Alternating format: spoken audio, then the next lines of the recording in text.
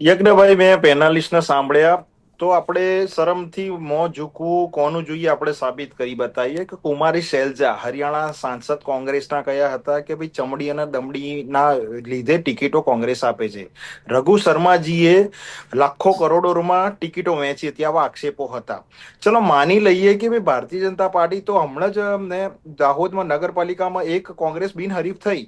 તો આ કઈ રીતનું? અને બીજું કે એમના કોંગ્રેસના ઘોડા કે જે રાહુલ ગાંધીજીએ કહી ચુક્યા છે કે ભાઈ મળતા નથી, રેસના છે કે શું છે, હવે ઉમેદવારો મળતા ના હોય, એ લોકોને જીતવું ના હોય, એ બારકોડ સ્ટીકરથી ઉમેદવારો શોધવા પડે છે.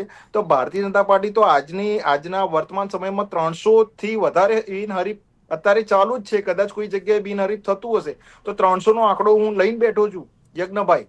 તો જે પાર્ટીને આજે 10,000 મેન્ડેટ આપવાની જરૂર છે, ગલીએ ગલીએ જાય છે, અમારા કાર્યકર્તાઓ ઉમેદવારો ભલે પબ્લિકનો આક્રોશ અમુક વોર્ડમાં હોય છતાંય એ બધું જ સમન્વય રીતે એમની સાથે ખાટલા ઉપર બેસીને ચા પીને આવે છે અને ફરીથી રિક્વેસ્ટ કરે છે અમને મત આપજો.